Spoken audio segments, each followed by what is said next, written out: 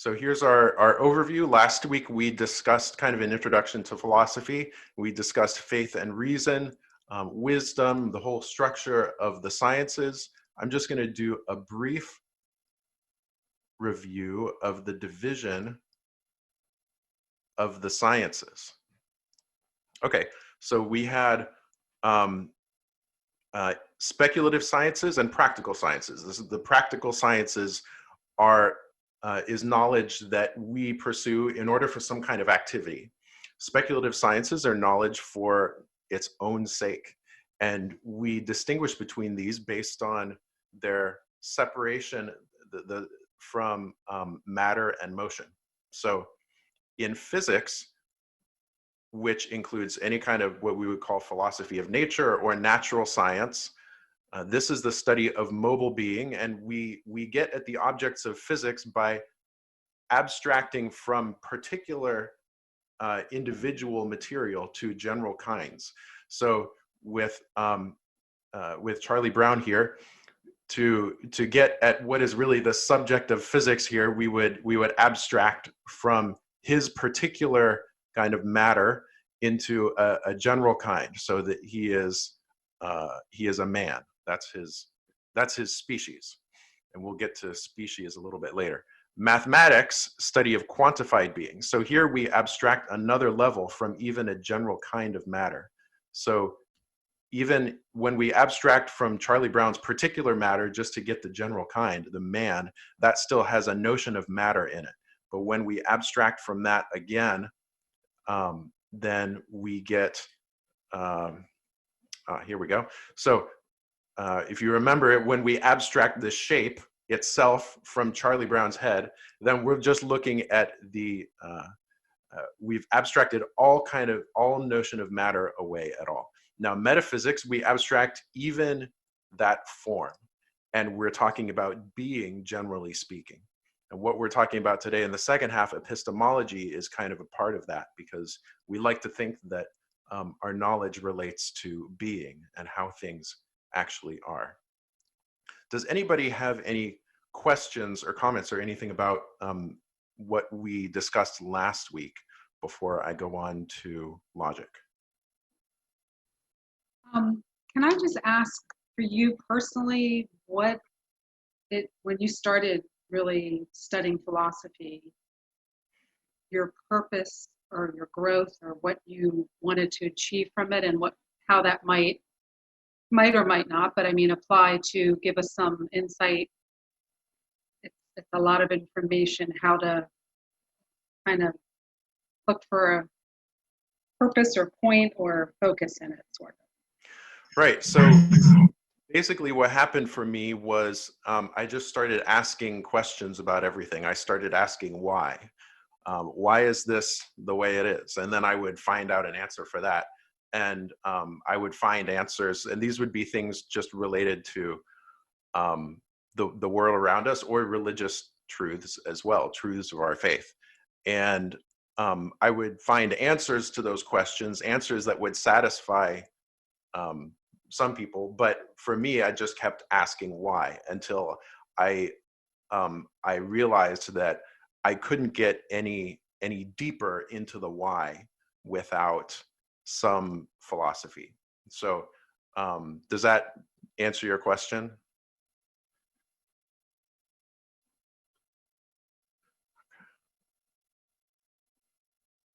All right, anybody else? Okay, so we're going to go into logic here. Last week we met Doris. Let me turn on my annotation here. So here's Doris, and this is her son. I'm introducing you to Doris's son, Denny. So on Monday, Doris gave Denny a slice of pizza, and it had olives on it. And Doris had never given Denny olives before. So she said, "Denny, these are olives." And Denny noticed that he enjoyed the olives. So the first day, he likes the olives. On the second day, Doris gives Denny a sandwich. Okay, this is a slice of bread. I guess some olives coming out of it. And Doris says again to Denny, there are olives on this sandwich. That's what these little black things are. These are olives. And the second time, that's a 2. Denny liked the olives. Okay. The third day,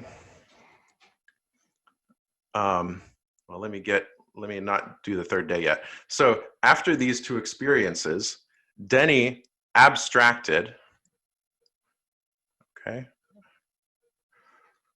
He abstracted from these individual instances of olives to a concept. Okay. This is a concept in his mind of olive. So now he doesn't need to see a particular olive to know what it is. He's got a concept in his mind of what an olive is. So that's by abstraction, by seeing these things and getting a concept out of them. Now, he's also starting to use a process of induction, of inductive reasoning. So where we reason from particular instances to get a general principle. So he sees here that he likes olives the first time. He likes olives the second time. So he thinks that he can say, I like olives.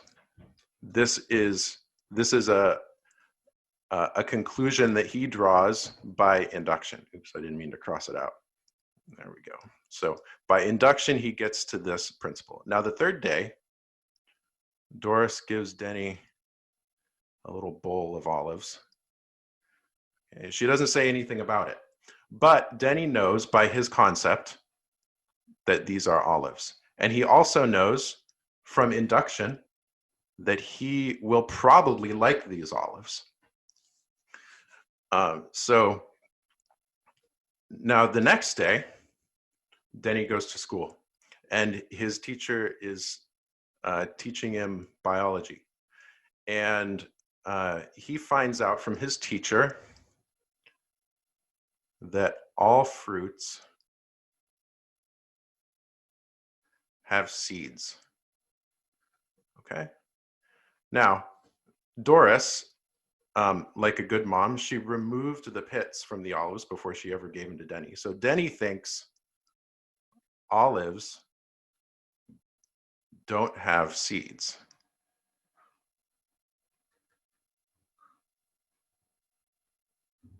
So Denny, sitting in class, thinking about the olives that he's going to have in his lunch, he realizes that, olives are not fruits. So in doing this, Denny has used a good process of deduction, where he comes from universal principles. All fruits have seeds, olives don't have seeds, so olives are not fruits. He comes from these universal principles to new knowledge. So starting with universal knowledge, he comes to new knowledge from those. That's deduction. And he used it in a valid way. The only problem was he had a false premise that olives don't have seeds. So we saw a number of things here. We saw him get the concept of olive. We saw him use induction to find out, to get a universal principle about those olives. And then he used deduction to find something out new about those olives, although something that ended up being false. And we'll see later how that can be the case. Okay, so we're going to go into formal logic. Now, formal logic is looking at the form, just purely the structure of logic. Material logic looks at the content, and if we have time, we will get to some of that in a little bit more detail. But what we saw Denny doing with his process of looking at these olives is go through 3 acts of the mind. And logic depends on these 3 acts of the mind. The first is called simple apprehension. This is where the mind just grasps what a thing is. So I look at this picture and I see a thing in it, and I form a concept from that of a chicken. So a judgment it goes beyond the concept itself to make some sort of affirmation or denial about that concept. So it affirms or denies one thing of something else. So an example of a judgment is this: the chicken is a silly thing. So I have two things here, two concepts, chicken and silly thing, and I join them together in a judgment. I could also deny them. I could say a chicken is not a silly thing. And that would be separating those two concepts from another. Okay, reasoning is when we go from judgments, from what we already know to what we don't yet know. Okay, so suppose I already know that chickens cluck, and somebody reliable tells me that all clucking things are silly. Then I can know that because all clucking things are silly and chickens cluck, so all chickens must be silly things. And that's a process of reasoning. So again, we have here three acts of the mind coming up with a concept, joining concepts together, coming to new knowledge from those judgments in reasoning.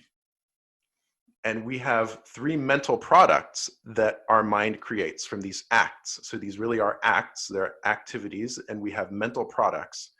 A concept is the mental product of apprehension. A judgment, or we could say a proposition, is the product of judging.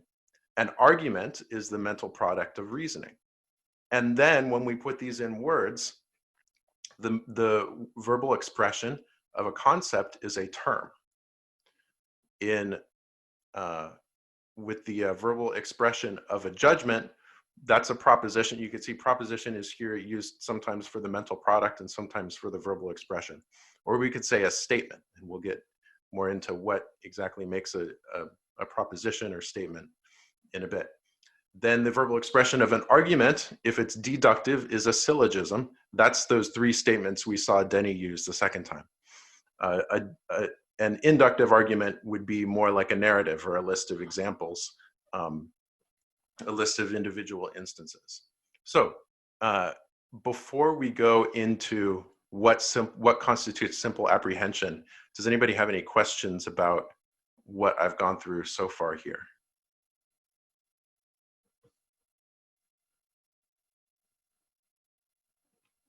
No, okay. So simple apprehension, the first act of the mind. In simple apprehension, the mind just grasps what a thing is. So what, does anybody have an idea or a guess, or just kind of from how you think your mind might work about what this process could look like? So you see, for instance, a seal or an envelope. You have a sensation, and what do you think the process is where you get a concept in your mind about that?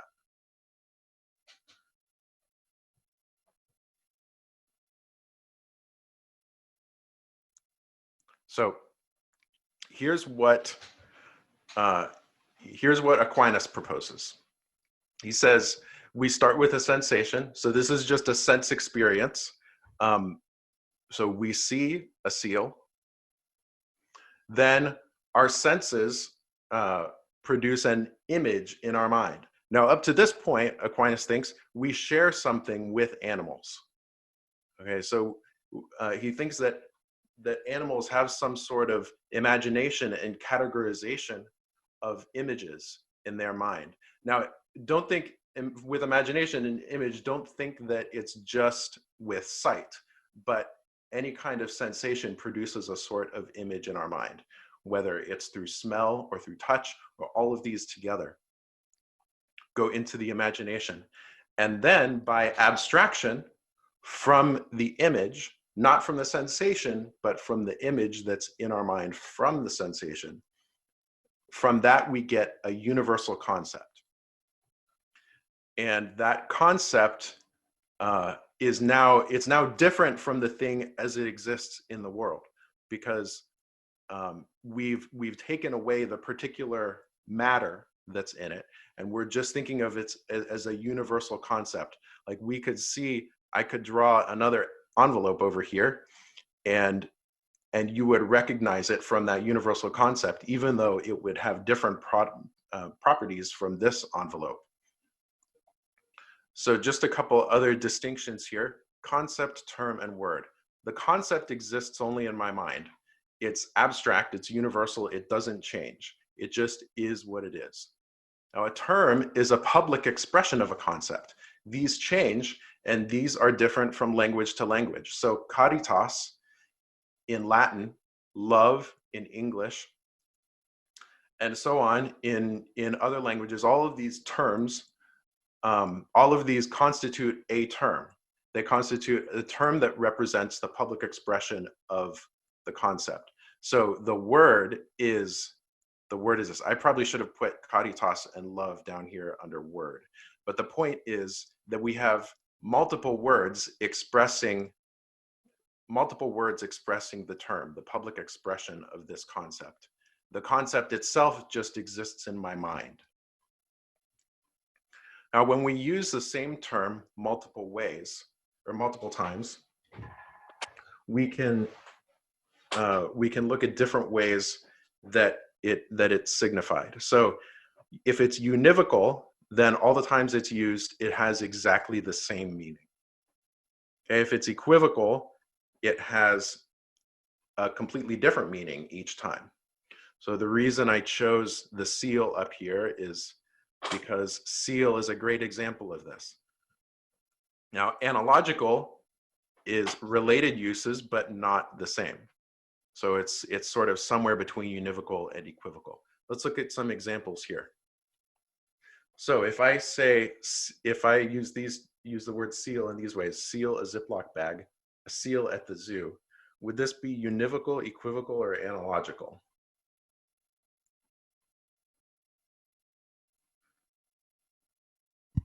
Equivocal. Equivocal, that's right. Equivocal, because these are completely different meanings. A seal in the process of sealing a Ziploc bag has nothing to do with a seal at the zoo. How about these ones? Seal an envelope, seal a Ziploc bag.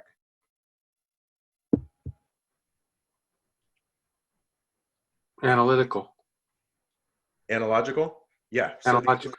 These would be analogical because they relate to the same kind of process, closing something up. Or actually, I would probably say these are univocal. These are both closing Okay. a container. I would say these are univocal. Sometimes there can be legitimate debate about these, but I think that's pretty much univocal. How about this one? Seal an envelope and the king's seal.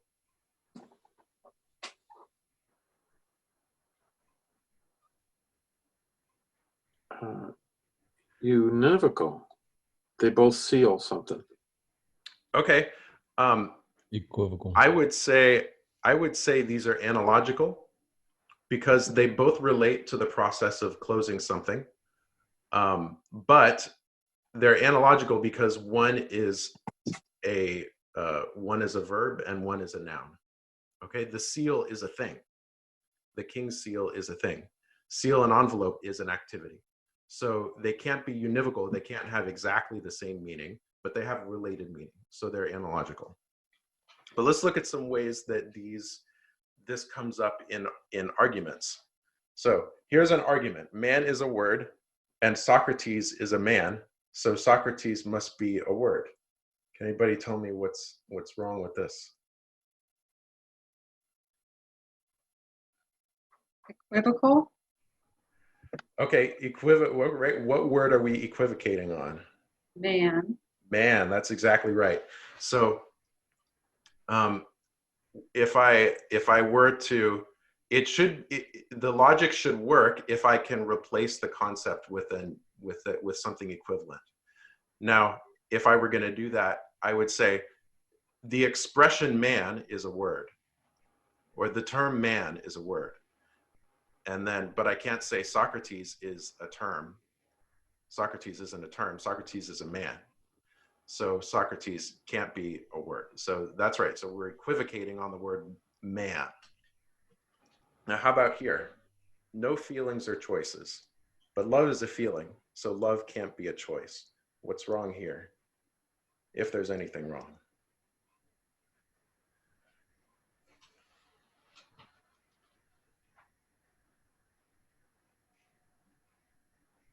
I'll give you a hint. If you look at the bottom over here.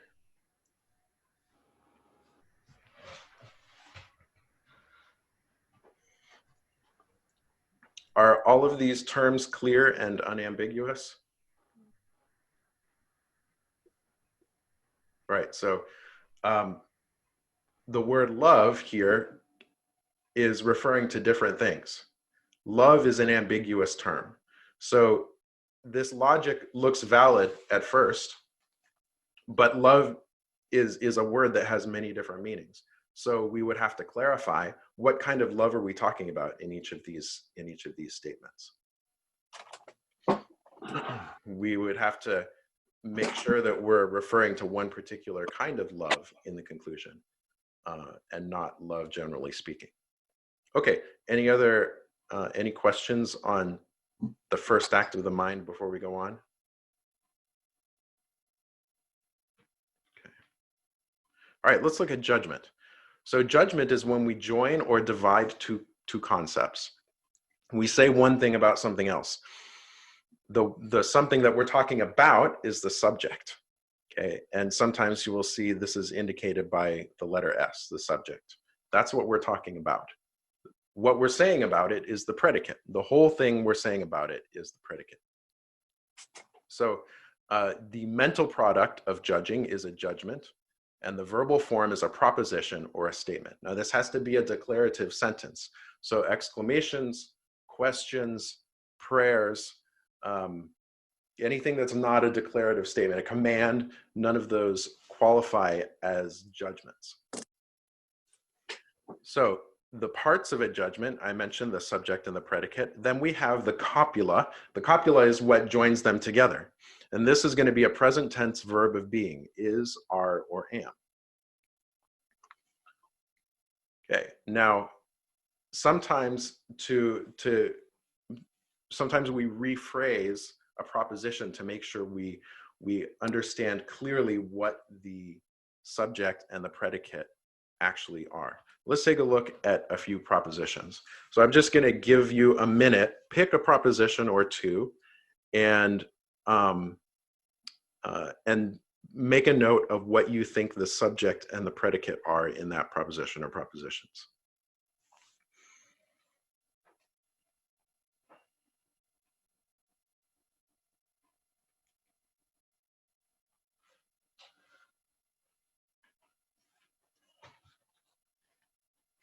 Actually, before we do that, let's do the first two, and then you'll know a little bit more in order to do the next three. So in the first one, what's the subject?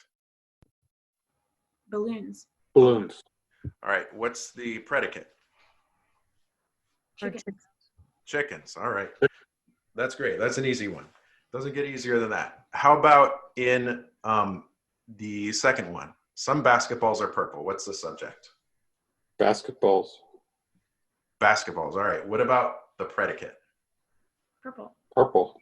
Okay, now the predicate needs to be a noun or a noun phrase. Because remember, the predicate has to express a concept. We're joining two concepts together.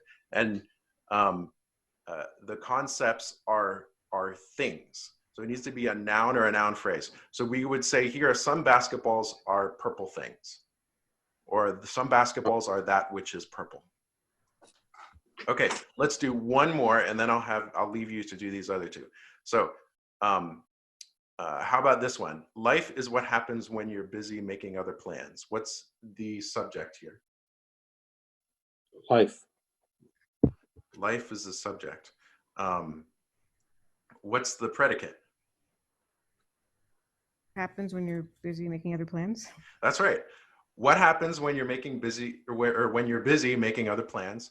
All of that is the predicate. Let me get all right. So all of this is the predicate. It just has to be a noun or a noun phrase. Right. Okay. So now with that in mind, I'm gonna have you think for a minute or so about these other two. And you may need to fill in the copula, and you may need to turn an adjective into a noun phrase. So I'll give you a minute for that.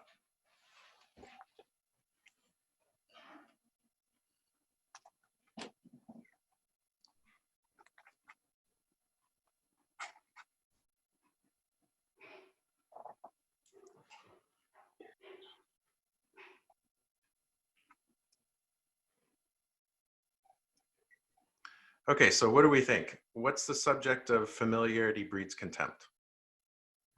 That which is familiar. Okay, here, familiarity is already a noun. So we can leave that. We can just say familiarity. That's our subject. What about the predicate? What That breeds which breeds contempt. That's right. It would be, I'm just going to abbreviate here, that which breeds contempt, or what breeds contempt. And you would have to fill in the copula is. Familiarity is that which breeds contempt. Okay. So now you're clear on what those concepts are that are being joined. How about the second one? What's the subject? Those that tripped and fell down the stairs. Okay, any other opinions on this one? Some of the robbers that broke into my house last night. Okay, the subject, that's right. So the subject is what it's about. What it's about in this case is the robbers that broke into my house last night, specifically some of them. And what is it saying of them?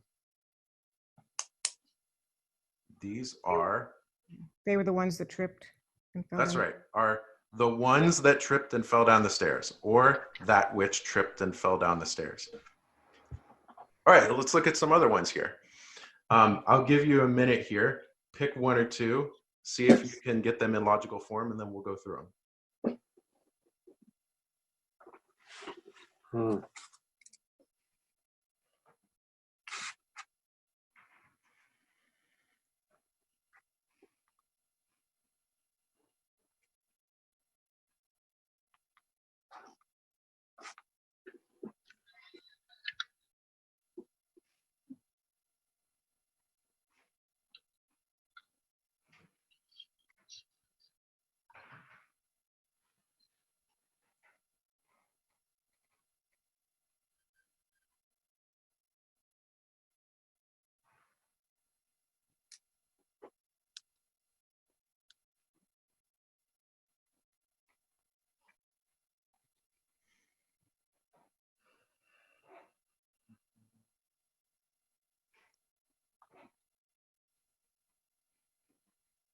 Okay, let's start with an easy one here.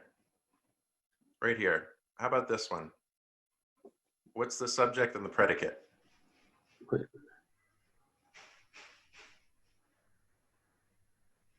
Anybody do this one? Wait. Your picture hides it. Love is strong. Okay, so we don't want to leave anything unaccounted for. So we have love as our subject, and the predicate would be that which is strong as death. Yeah. Love is that which is strong as death. All right, did anybody do this one?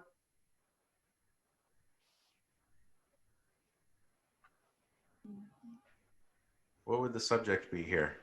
What's it about? Nothing morally wrong. Okay, it's about, more specifically, it's about things that are morally wrong. Right, okay. Okay, it's about things that are morally wrong. What is it saying about them? Are not politically right. That's right. So no thing that is morally wrong is that which can be politically right. No thing that is morally wrong is what can be politically right. Okay, when we put it in that form, maybe we can visualize it. If we have things that can be politically right over here, things that can be politically right, no thing that is morally wrong. These are things that are morally wrong. these can't be connected at all. Okay, there's no overlap there. Okay, so next one. None think the great unhappy but the great.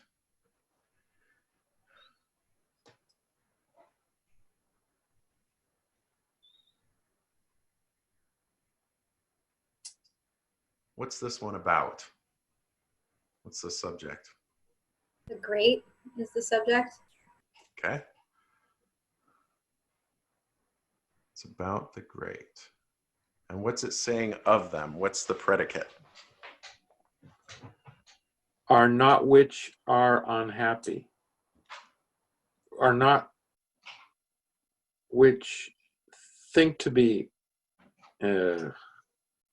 So we can rephrase a proposition to make the subject and predicate clear, but we have to retain meaning.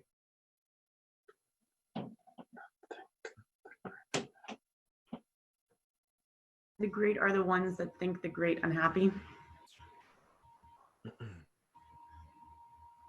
All right, so we have none think the great unhappy but the great. So we have the great, and we have those that think the great unhappy.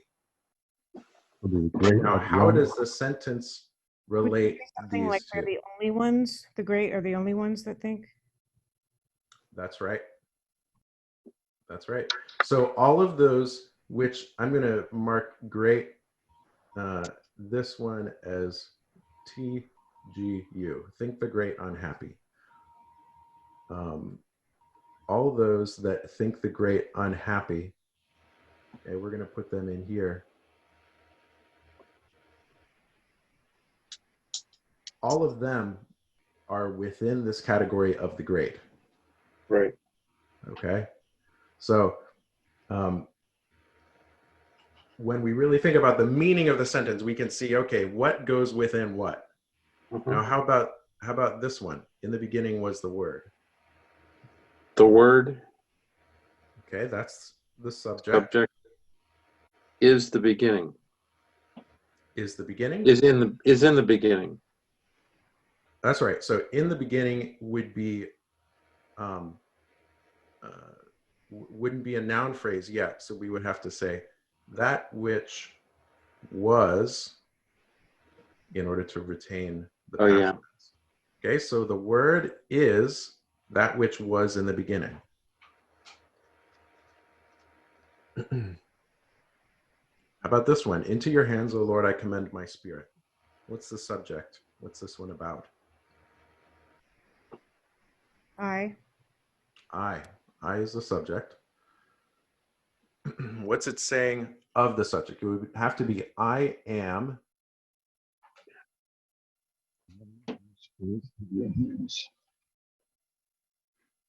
Commend my spirit into your hands, O Lord. I'm commending my spirit into your hand. Okay, we need it to be a noun phrase or a noun to the one express who the concept. commends my spirit. I'm the one who commends my spirit into your hands. That's right. I am that which commends my spirit into your hands. Okay, how about this one? This one's a little tricky.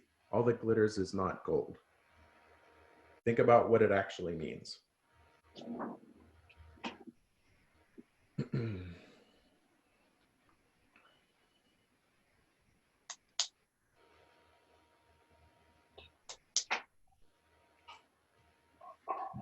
So here, does it really refer to all that glitters? No, it refers to glitters.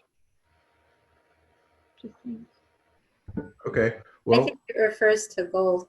I think it's about gold. So if we were going to make gold the subject, then what would the predicate be?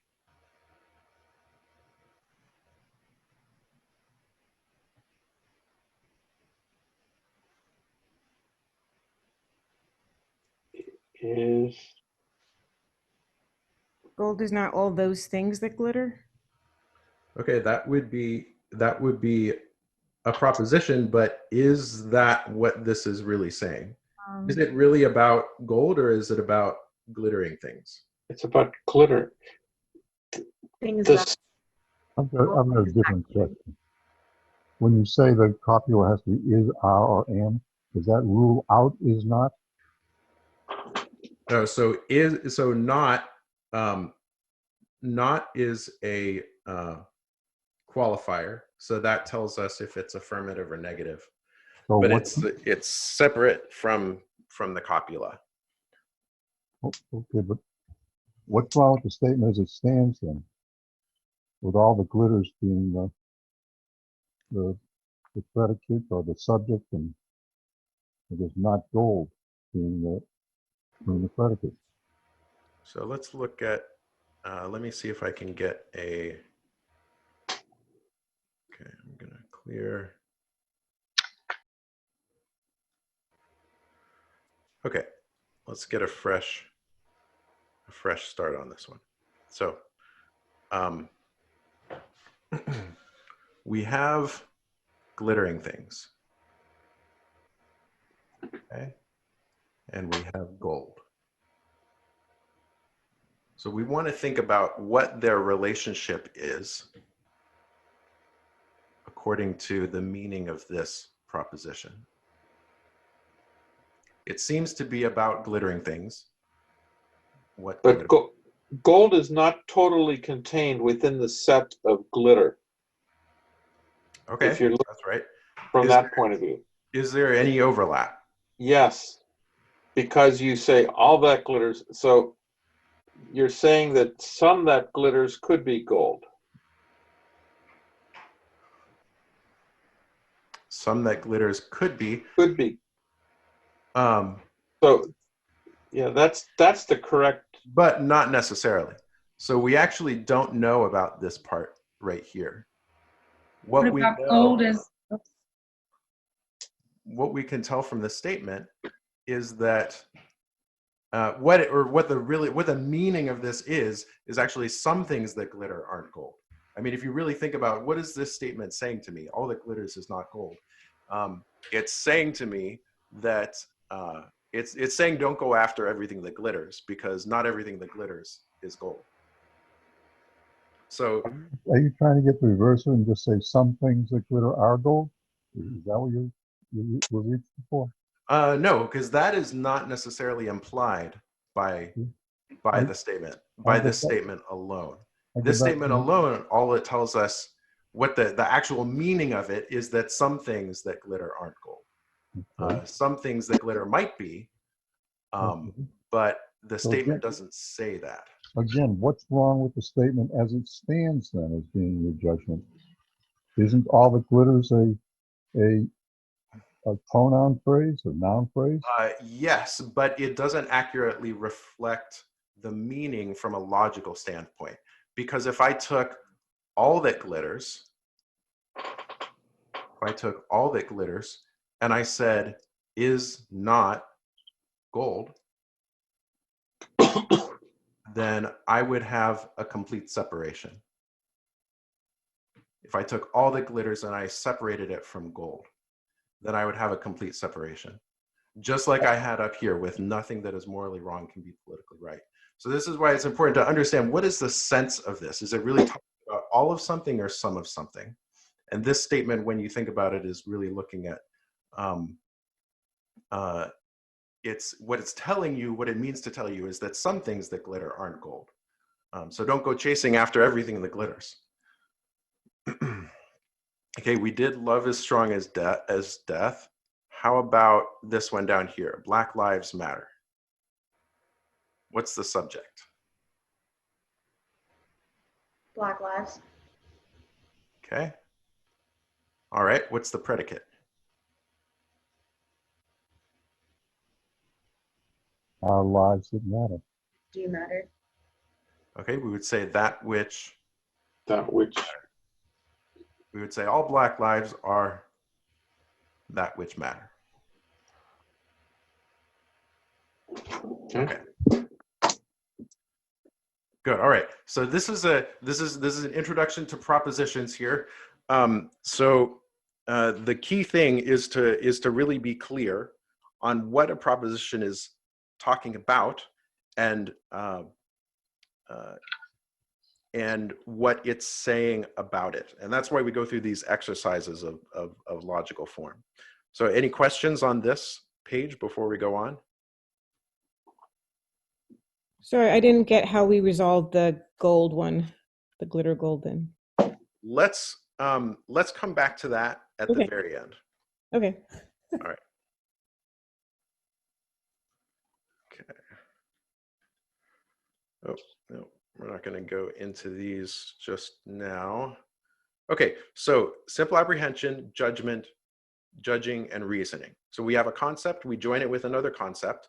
Now we come up with other principles to get new information. So reasoning, this is the third act of the mind, going from existing knowledge to new knowledge. Our logical product here, what we have, the thing in our mind we have from reasoning is an argument, and a verbal expression, at least for deduction, is a syllogism. So how do we detect an argument? Well, we can detect premises, which are the reasons. These are the reasons for the conclusion. We can detect premises by, there are quite a few indicators for them, but some examples are since or for. You know, I think this is the case because of this. So in as much as X, the reason is, or we can detect conclusions by words like therefore, thus, accordingly, and so on, consequently. So now with judgments are either true or false.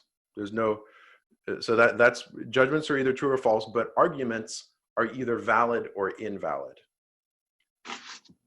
So if we have true premises and valid, I wrote true arguments here, it should say true premises.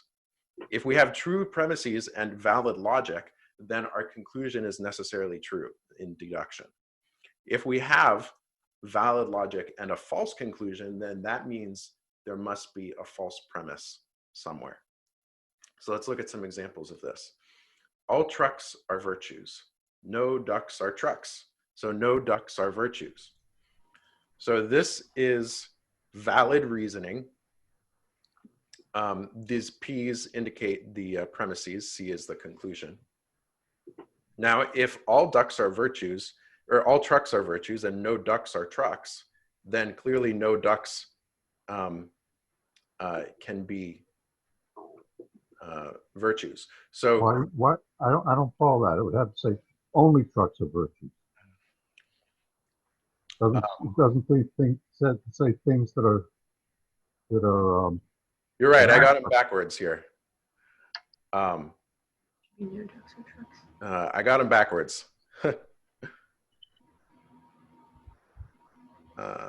Actually, and if I change it around, so what I wanted to do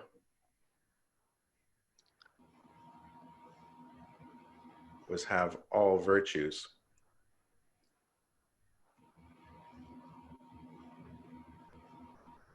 are trucks. Okay, so then I have trucks and I have virtues inside there. But if no ducks are trucks, then no ducks can be virtues. I don't think that works either. Yeah, that works. Well, it says all virtues are trucks. It doesn't say that it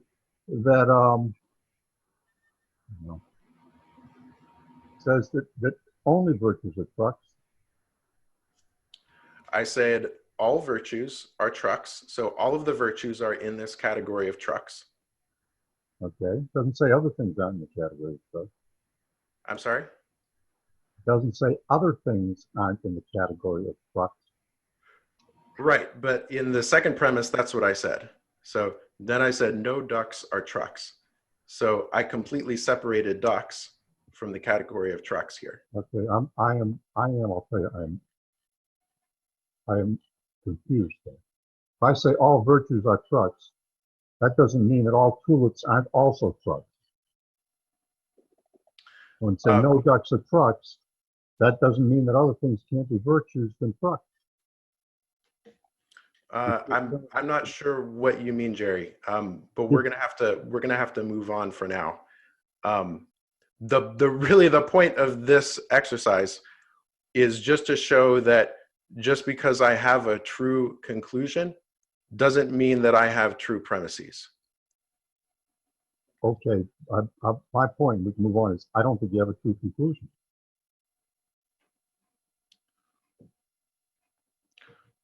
You don't think I have a true conclusion? No, You think ducks might be virtues? sure, why not? Okay, well, if a virtue is a habit, is a good moral habit, and ducks are animals, then they're completely different kinds of things. You're going outside of your syllogism now. I mean, you know, if A then B type of stuff is what we're doing here. You can fill in anything you want. You haven't, when you say all trucks are virtues, you haven't ruled out other things being virtues. When you say no ducks are trucks, you haven't ruled out ducks being virtues. I have, by virtue of them not being trucks. So if I were to rephrase this,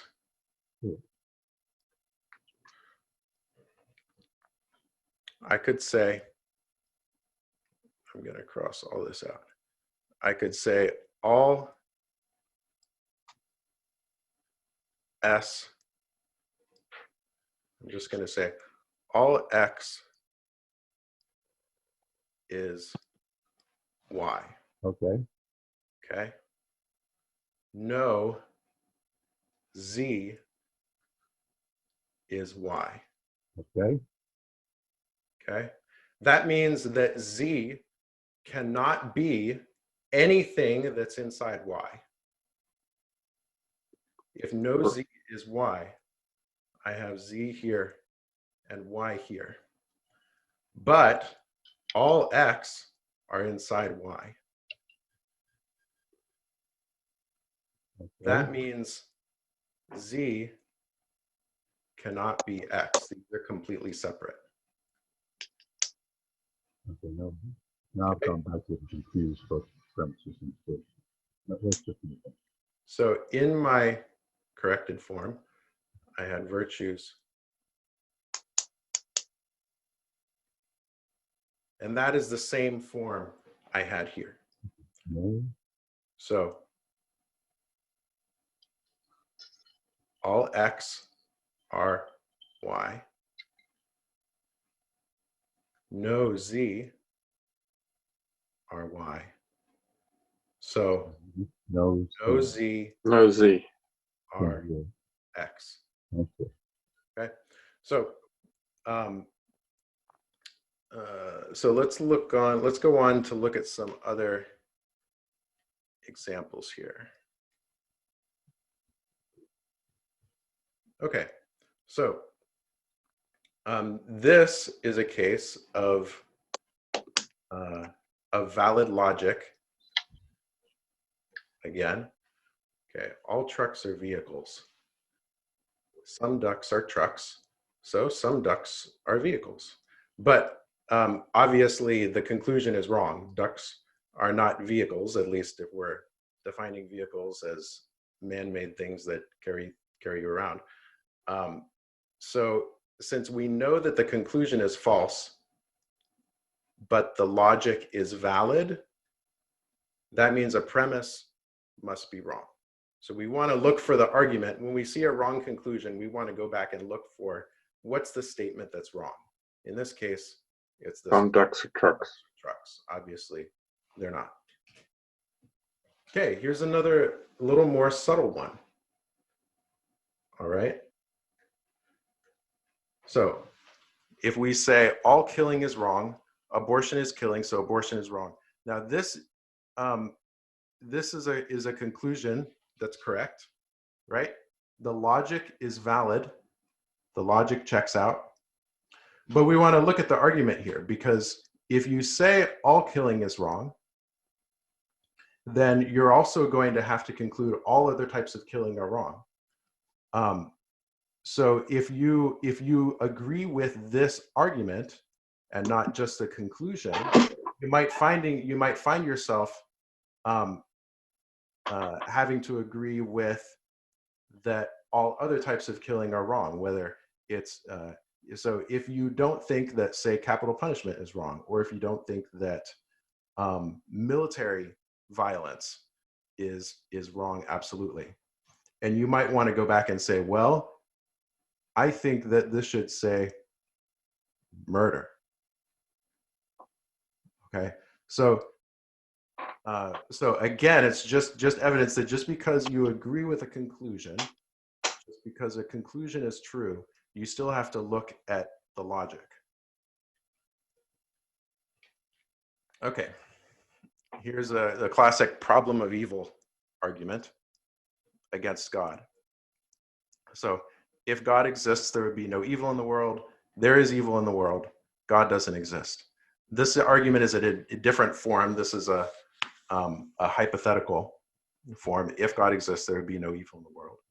So here, we obviously don't agree with the conclusion, so we go back and look at which is the premise that we disagree with. I don't think we would disagree with the fact that there's evil in the world, but we would want to go back and say, okay, let's take a look at this premise. If God exists, there would be no evil in the world. And we would have to go back above that and see what the arguments are for that, and go back into more and more primary reasons. Okay. John, quick question. Yes. So how is it determined if the conclusion is false or not false? Well, it depends. So in this case, I've been assuming that I've been using this to show that you have to look at the structure of the argument and just assuming that you can tell the truth of the conclusion. Sometimes you're not sure of the truth of the conclusion, but you might suspect something fishy, and so you suspend judgment. But in these cases, these are all things where you probably know just by looking at the conclusion whether it's true or false. So I was looking at your second case, and as Catholics, we believe all abortion is wrong, but a non-Catholic may not believe all abortion is wrong. So therefore, they would assume that one of the premises is false. That's right. So then, so if you get to that point, so if you're talking to somebody who disagrees with your conclusion, then you could say, well, here's my reasoning. You could say all murder is wrong and abortion is murder. And then they would say, well, I don't think that abortion is murder. And you say, well, here's my reasoning for that. I think abortion is murder because abortion is taking an innocent life, and taking an innocent life is murder. So you keep going back until, basically until you get to a point where either you disagree or you agree, but you keep getting back to more and more primary reasons. And if it doesn't convince somebody, it at least forces people to start to think about the reasons they think things, and that those reasons are important.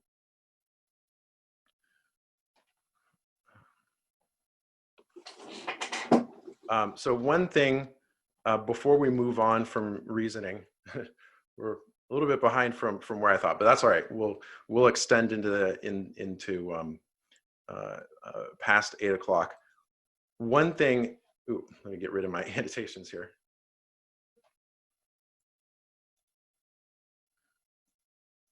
Okay, so the term because can mean a lot of things, and there are different ways that it's often mixed up these days. So there's a physical because, which reflects cause and effect. So I will die because of chickenpox. That's talking about a physical cause and effect. I don't think it's likely that I'm going to, but just to illustrate. So a logical would be, logical because is I will die because I'm human and all humans die. Okay, so that uses logical universal principles. That's a logical because. God exists because he is a necessary being, and a necessary being is something that must exist. So that is a logical account of why God exists, or a logical account of why I will die. There can't be a physical account of why God exists because he's uncaused, right? So we can't have one up there. But the one that people often use these days is the psychological because. This reflects motive or act. I will die because I feel ready to die. All right, that's a psychological reason. Or more commonly, she thinks God exists because she can't imagine a world without a father figure, or she was brainwashed into thinking it, or she wants to marry a really religious guy. All right, so these are all psychological reasons which have nothing to do with the logic of whether or not God exists. But let's look at a couple other examples. So a generalized form of this that you might see, he's just saying that because he's what? Angry, poor, rich, privileged, jealous, afraid, a wimp, a bully, white, or black. So these are all psychological becauses, and they completely ignore the arguments. So here, oh, is there a question? No, okay. So here's some examples. You've probably seen this or things like this. These are examples of the psychological because. Suppose somebody says, we need more civil rights legislation because of these reasons. And your response, or somebody's response is, you're just saying that because you're lazy and want handouts.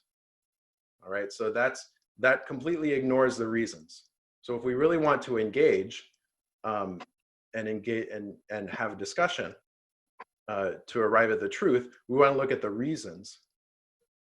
The psychological part is irrelevant for that. Now, here's another one.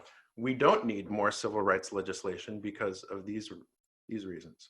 You're just saying that because you're a privileged white person. So once again, same thing. We're looking purely at psychological, ignoring the reasons. Now, there are some times where the psychological reasons are important. So if you're, if you're up early in the morning and your husband or wife is snapping at you, and you say, "Did you have coffee yet?" It very well may be that the reason that they're snapping at you has nothing to do with the reasons they state, but because they haven't had their coffee yet. So it takes some prudence to determine that. But in cases like this, it's not particularly helpful. Okay. So I'm going to skip my intro on Descartes, and we'll see if we can come back to that. But I'm going to skip right into what knowledge is. So what is the essence of knowledge? And it's just some terminology to talk about first, starting off. So realism. What is realism? And we can think of first naive realism, which is really the way most of us live our lives. It's just thinking that the things we perceive exist just as we perceive them, are the same way for everybody, and are still there when I'm not looking. Okay, this is something that has been a modern problem of epistemology ever since Descartes, is the difference between between my mind and reality. This question of, do I need to account for how things out there get to my mind, and whether they are even real or not. So that started with Descartes in the early 17th century, I think it was. So a naive realism is just sort of going about our day assuming that. A critical realism is having a more reasoned study of why this view is legitimate, which is, of course, what we think is true. So this dichotomy between the way things seem to us and the way things really are brings up this idea of reality versus phenomena, the phenomena just being the perceptions we have, what we think. So the idea I have of a thing versus the thing itself. Epistemological idealism says that I know ideas. Epistemological realism says I know things. The problem with the idealism is there's no way to get outside of my head to the things themselves, and there's no way to account for the relationship So part of the struggle here is going to be accounting for what is the relationship between what I know, between the concepts I have in my mind and the things out in the world. Okay, subject, object, we talked a little bit about this last week. There's a subject that's a knower, and the object is the thing known. Okay, self-consciousness and the world. So part of the solution to this is realizing that self-consciousness already is bipolar. It already begins with a recognition of something else that's there. As Aquinas explains it, the self is something that is known reflexively. So we're not just meditating and then suddenly and just purely thinking about ourself, but we come to know another thing. Then in that act of knowing, we recognize the knowing itself, that act of knowing. And from that act of knowing, we know that there is a self, that there's a subject that is perceiving, that is doing the perceiving. Some ways that some contemporary philosophers have talked about this is some of their phrasing of it is, man is always in a situation, always being in the world, always in relation with other things, other people and other things. Whereas the lone self by itself is an abstraction. We can't even talk about the lone self without presuming something else beside ourselves. So let's take a look at knowledge and sensation. Why does this problem arise? So if we think about illusions, illusions can be kind of a scandal for thought. How do we recognize the truth? What's really out there?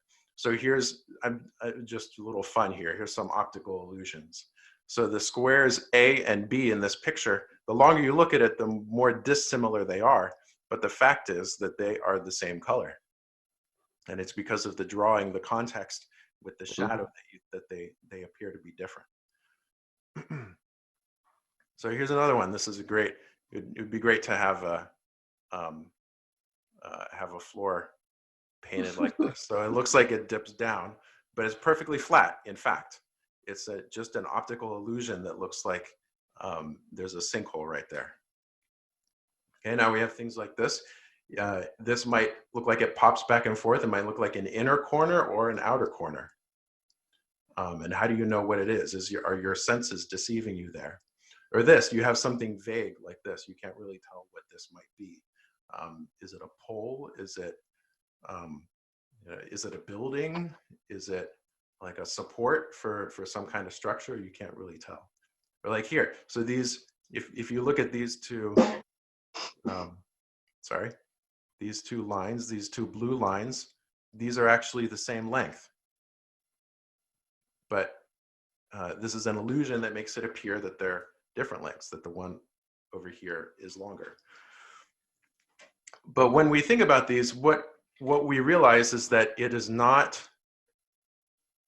the senses, it's not the data of the senses themselves that deceives us, but judgment. So if we remember that that from apprehension, from the senses, we get a concept, right? A concept just is what it is. We get a concept. And the data of the senses, for instance, over here with these squares, the data of the senses does not deceive us. The senses give us what they give us. What happens is when we make judgments, this goes beyond the data that the senses give us to say something new. And this is where we err in optical illusions.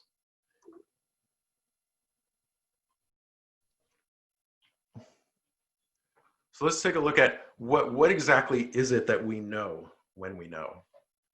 Apparently I like to use animals for my examples here. So here we have all kinds of ducks. We have all these different ducks.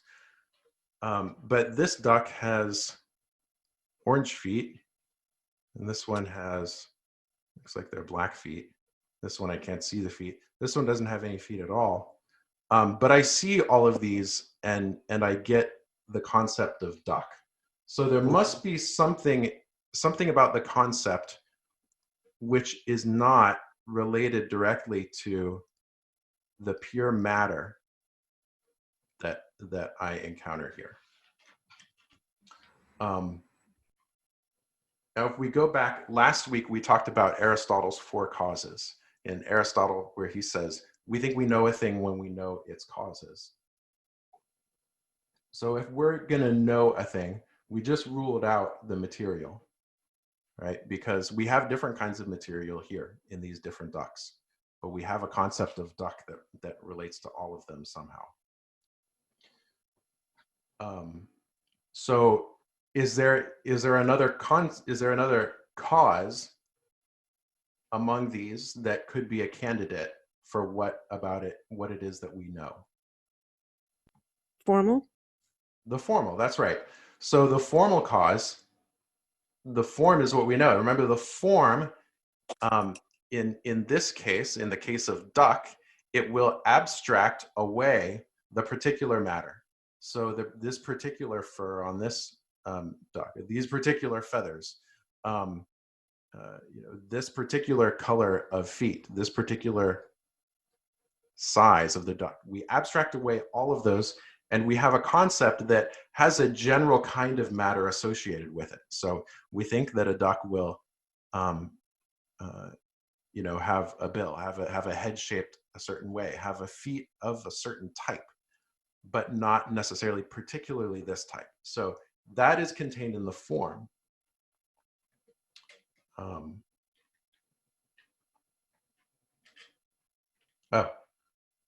Looks like I forgot to add one in. This one, by the way, is a decoy duck. Yep. I'm supposed to throw you off. Okay, so how do I know it? How do I know the form? Now, if we remember from last week when we were talking about Plato's epistemology, his theory of knowledge, Plato said that the forms, like we just talked about the forms, that the forms are completely separate from things, that the forms exist. That's an F. Okay, forms exist somewhere up in form heaven, and the things down here, they share in the form, okay? And that my mind, that I already know all the forms and I'm just recollecting them when I'm sort of reminded by them of the things in the world. So Aristotle says, okay, we do know forms, but the forms are in the things. So the forms are in the individual things. There's no such thing as a form of flower that exists all by itself up in the sky. Okay, but forms are just in things. Our mind begins as a blank slate, right? The tabula rasa.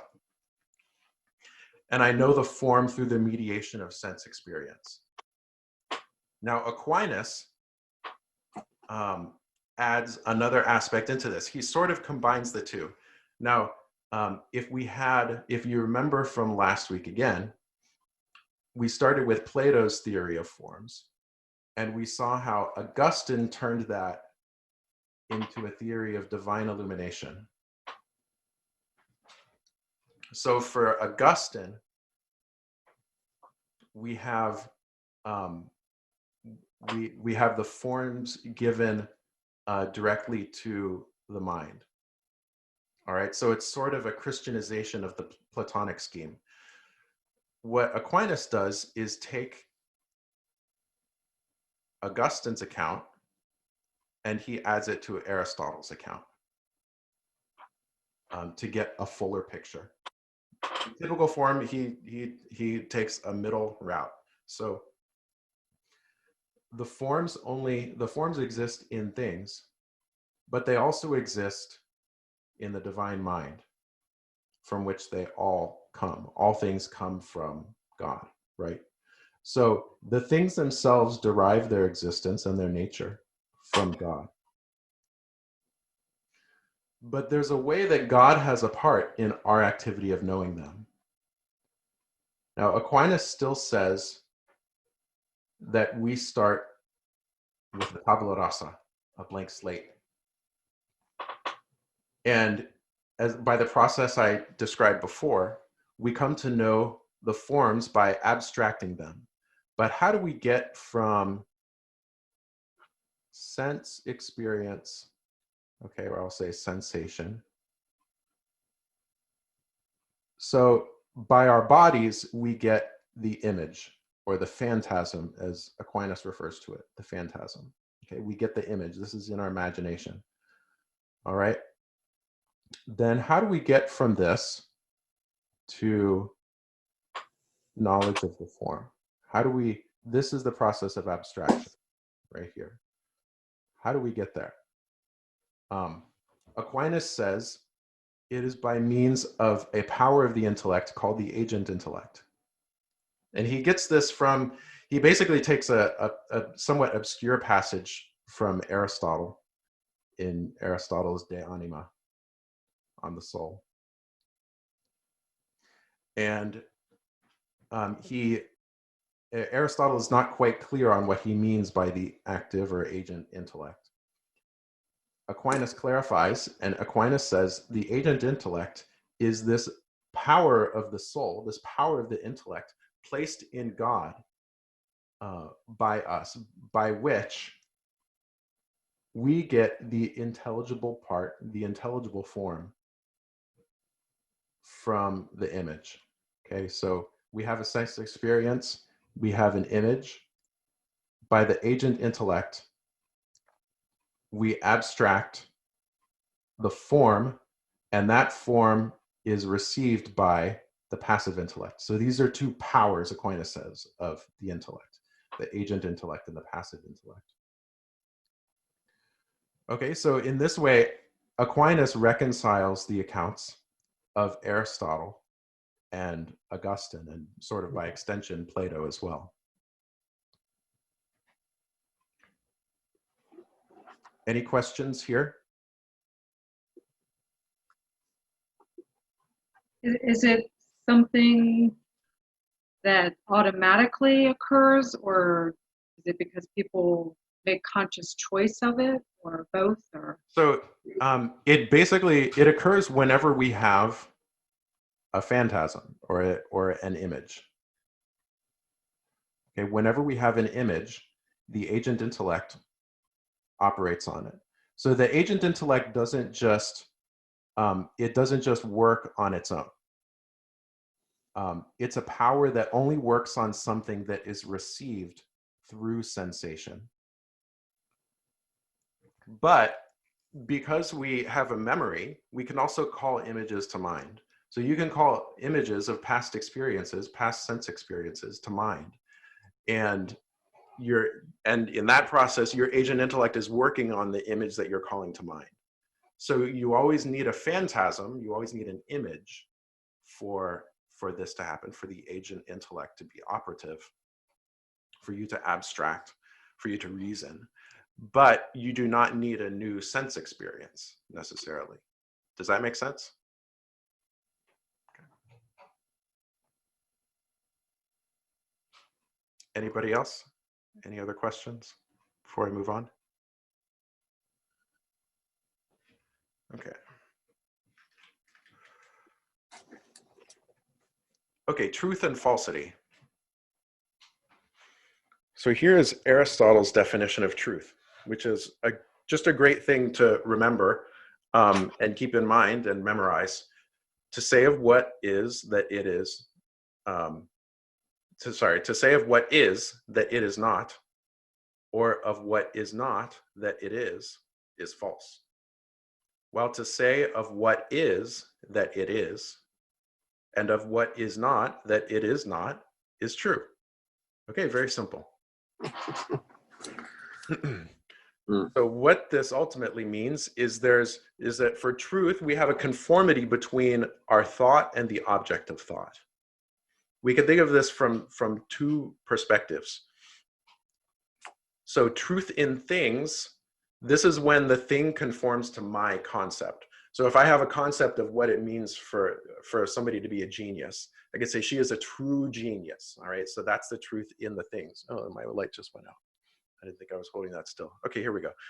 His piety is true. So I have a concept of perfect piety, and I make a judgment. His piety is true. Okay, this is a true dog, which it is. So that's where the thing is conforming. I'm judging the thing to conform to my concept. But more properly, truth is found in its fullest sense in judgments, where my mind conforms to the reality as it is. So this dog is black.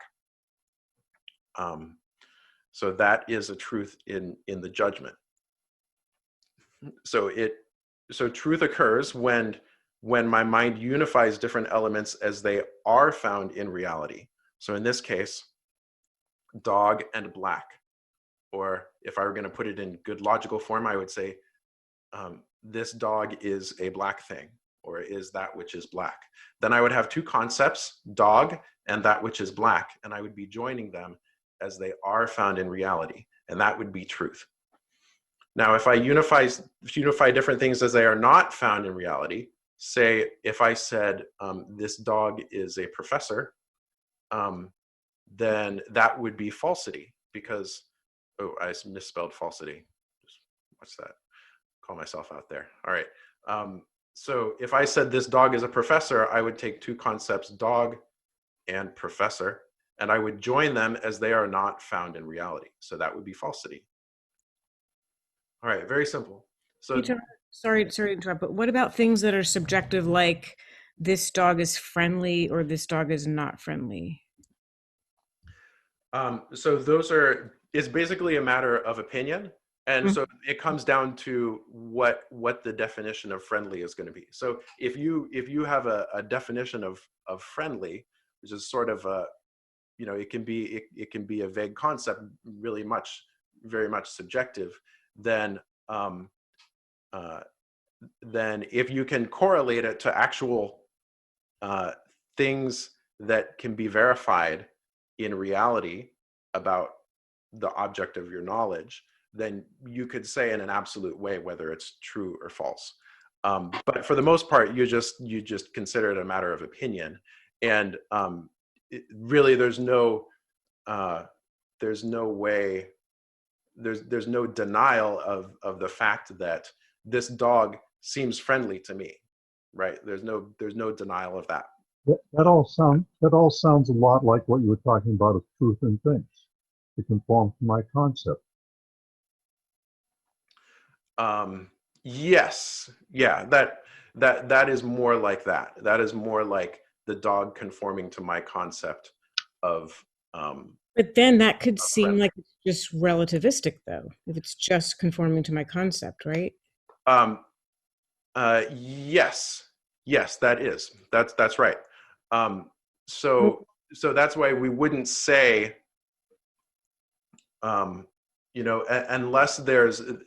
unless we can turn, say, the truth in things judgment or truth in things version into a truth in judgment, something being as it is, then I just lost my train of thought. So there's probably very few things that can be truthful. No, I think there's quite a few things that can be truthful. I mean, this dog is black. If you're talking about this dog is friendly,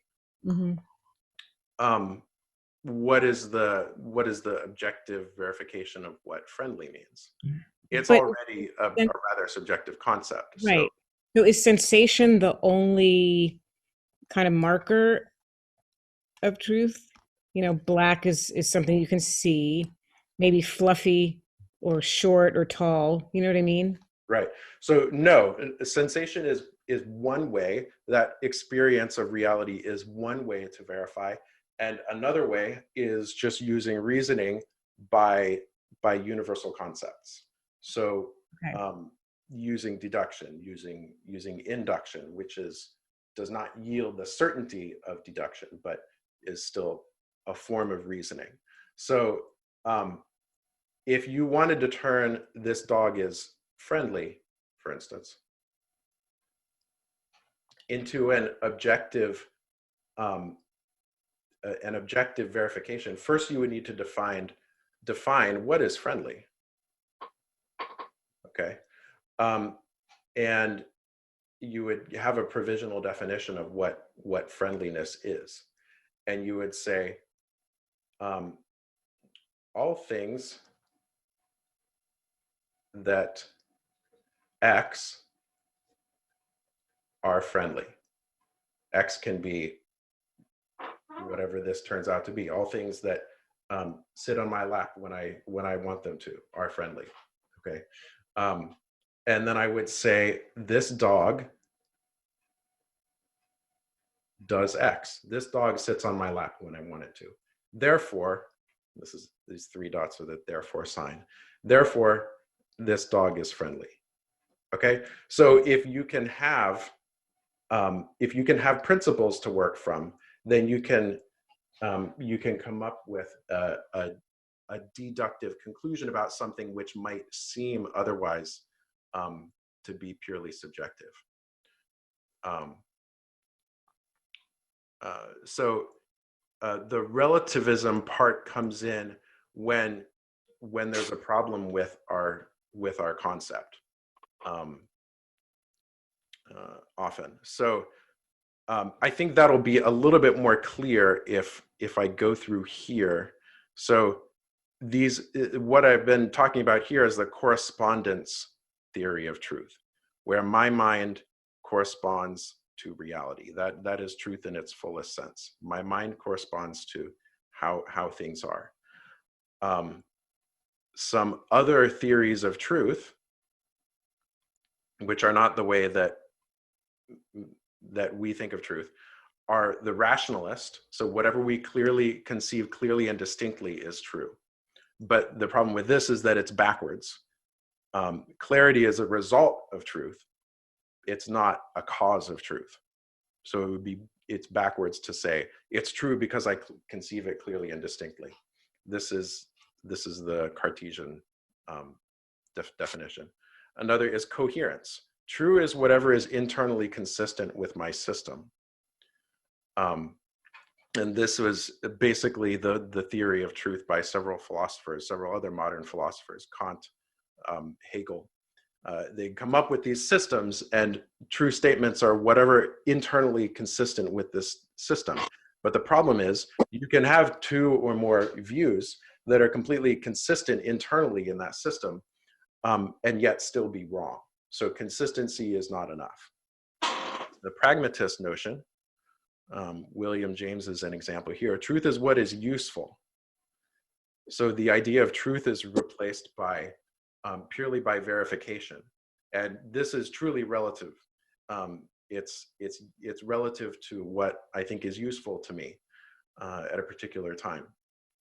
In a way, it is similar to correspondence because it has a grounding of truth, but that grounding is always changing. It's not something that's eternal and consistent. And then, of course, nihilism, there is no truth, or that truth is a worthless concept. Somebody who's a true nihilist is absolutely impossible to talk to because they can't agree on anything.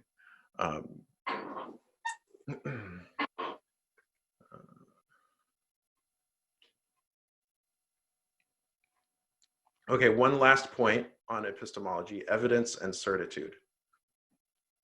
So evidence is, which goes into the clarity or the way, the reason that we accept something as true, is the clearness and apparentness of the existing real as apprehended through the light of understanding. Okay, so this comes in two forms. One would be just facts as experienced. So so the question before about is there anything beyond just experience is yes. So there are principles. We have facts and we have principles. So general principles, starting with the first principles we didn't get a chance to go through these before, but these are the first principles that make any kind of, that are necessary for any kind of thought. And examples of these are the law of identity. So X, I don't like to use equals, X is X. And then non-X, the tilde means not X is not X. Okay. And then deriving from this, we have the principle of non-contradiction, which is X is not non-X. This seems very obvious, and it should, because it's impossible to think without these concepts. All right. Ultimately, everything can be resolved into these, and in our experience of the world, we're basically applying these to our experience to come up with additional principles that derive from these. Nothing has quite the certitude of these, but the closer they are to these, the more certain it is. So what is certitude itself? So certitude is a state of mind characterizing the firmness of assent with respect to a given judgment. Certitude, generally speaking, is not compatible with opinion. Opinion accepts a judgment as merely probable, but it is compatible with belief or faith. So if we remember from last week, faith assents to truths that are not seen. So let's take a look at a few examples here. So what are some examples? What do you think is the level of certitude of this statement? If your friend says, I got in a car accident yesterday, is that high, low, or you don't think it's true, or what, if a friend told you this? Probably high. Okay, all right, yeah, that's pretty high. We tend to assume that people, especially the people close to us, wouldn't just go and lie about something like this. How about this? A stranger tells you you are going to get in a car accident tomorrow. Besides that seeming kind of creepy, what do you think is the level of certitude here? Low.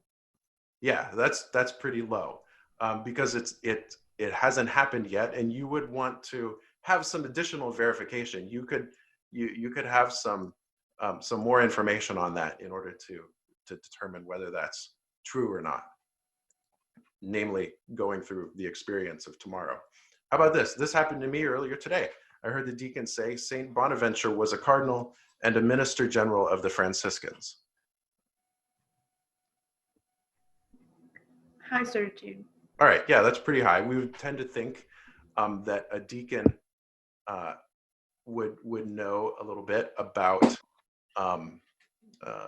Saint Bonaventure if he's preaching on him.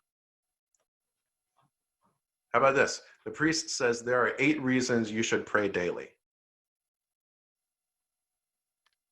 Come talk to Deacon Anthony. There's always 3 reasons.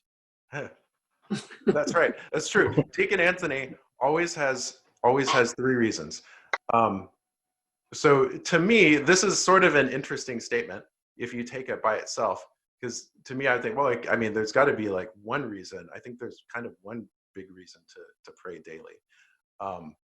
So I would accept this as true, but I would suspend judgment on whether the priest's division of reasons is the best one. Okay, how about this? Pope Paul VI, contraception is always morally wrong. So what's the level of certitude here? Extremely high if you accept the concept of papal infallibility. That's right. So it's pretty high. This is some of the highest authority, at least according to our faith, that we can have. So this is high for us as Catholics. For somebody who's not Catholic, it's not very high certitude here. Now, if then a priest says contraception is sometimes acceptable, then you can see a distinction between, we have clergy here a deacon, a priest, and a priest here. And we can see how, okay, this is true. This is obviously false. This has, this is probably true, but I might want to kind of suspend judgment on some aspect of it. Now here's another one. All right, radio commentator says X is the best or worst president in US history. What's your level of certitude on that? Low.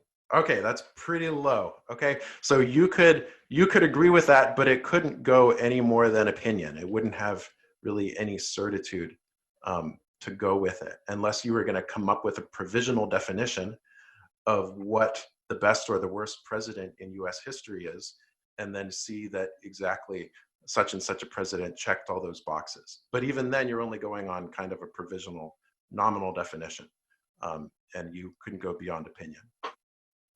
Okay, so this kind of reveals to us where we have a good intuitive sense of when we should suspend judgment. So what is it? What do you think about when we have doubt about something? When can we act even when we have doubt, as opposed to suspending judgment? I mean, can we always expect not to have doubt before we act on something?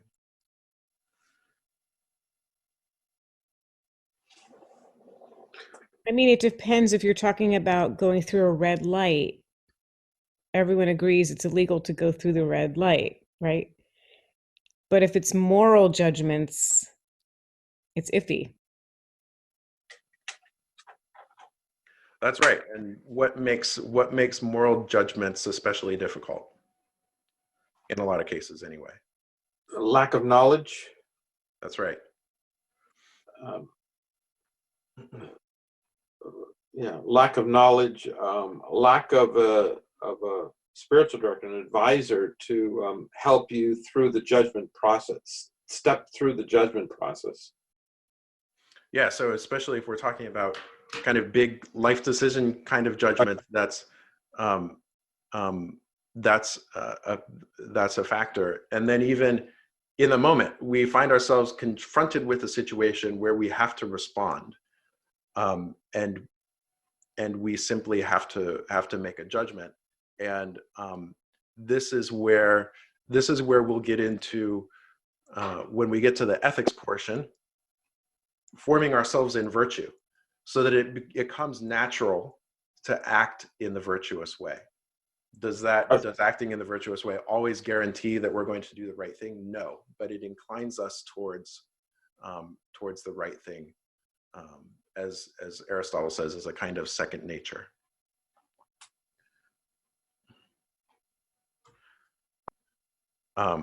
So doubt in itself, there are lots of kinds of doubt.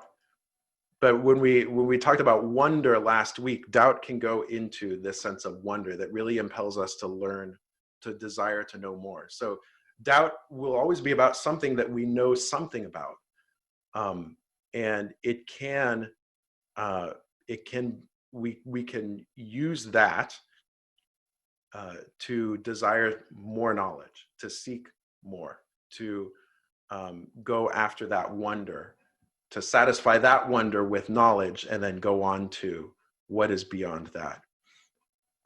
At every stage, at least in this life, there will always be, at some point, what is an aporia, which is like an impasse.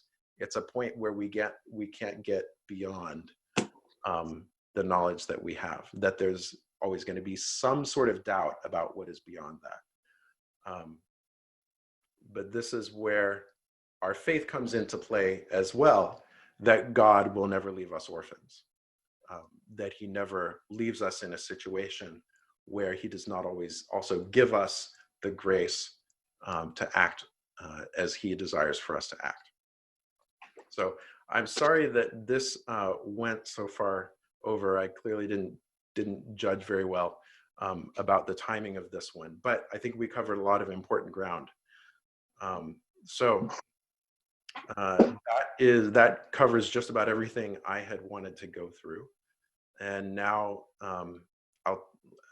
any other questions or discussion? Are you sending the slides out separate from the YouTube, stream of the presentation? So I will do that. I will gradually put the slides together. The presentation platform I'm using doesn't lend itself very easily to doing that. So I basically have to do them individually into PowerPoint, but I will be putting those together. I'm also going to send out, and I'll do this tomorrow, along with the slides from today, I'm going to send out some readings in advance of next week. So we're going to look at philosophy in the ancient world. So we'll be using those readings largely to drive our discussion next week. Good. My question is, when you're watching the news or reading a newspaper or reading a commentary in New York Times or Wall Street Journal or wherever, where are the biggest breakdowns of logic that you're seeing, like in regards to current events today? So two things that come to mind off the bat for me, I would say, one is the psychological reasons, the psychological because is pretty common. Another is that an inductive process is used to deliver a conclusion that is treated as absolutely certain. So we didn't really talk about induction, but if we have deduction, that's the process. Deduction yields necessary knowledge because it follows exactly the rules of thought.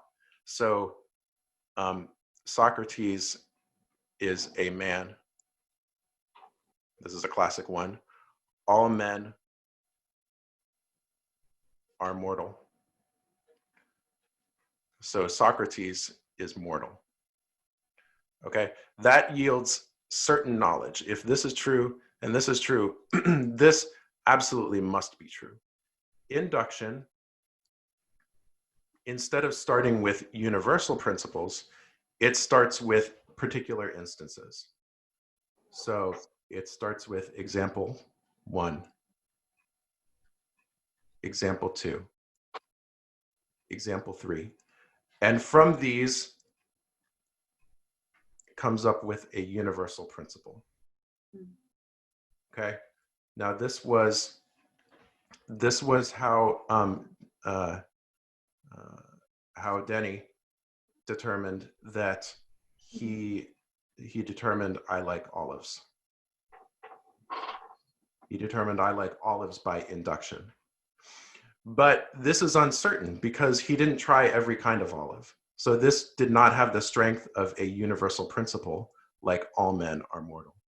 So what I find is that I always look for what is the conclusion? What's the main point? What's your point? And then I go back and I say, okay, what are the reasons? Is this induction? Probably. If it's an editorial, it is most likely induction. Is it deduction? Now, if it's induction, which it most likely is, I'm going to look at those examples.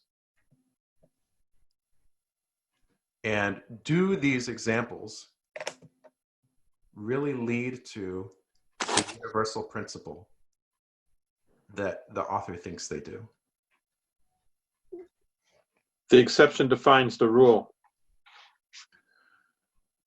Well, yeah. So explain what you mean by that. You have police A kill a person, police patrolman B kills a person, or shoots a person. Therefore, all policemen kill people. That's right. So that would be an example. An example of, we have example A here, and we have B and C, and these are all instances of X did this, X did this, X did Y. Like you say, it could be police officer did killed a black person. Okay. It would be wrong, it would be incorrect to yield from this that all police officers Do all what? police officers kill black people. Okay. So now generally that is not the argument made, but the argument made is usually that it is common enough, it is prevalent enough that it's a problem, that it's a real problem. But this is hard to define. What makes it a problem? What is the criteria? What makes it a problem that needs? What makes it a problem that needs a special form of addressing it? Okay. And in some places, if you have so a practical principle or a mandate, defund the police. So this is an example related to this one. So if you're calling for this, then you need to have reasons to come to this. So usually it should be the form of, if this happens, if X happens, then we should defund the police. Okay. And then we say, and then the logic is, if X happens, then we should defund the police. X happened, therefore we should defund. Okay. So this is deductive. Mm-hmm. Usually this part is not in question, but we want to look at, say, okay, well, let's look at this premise. Where do you come up with that? And you have to go back and look at the reasons for that.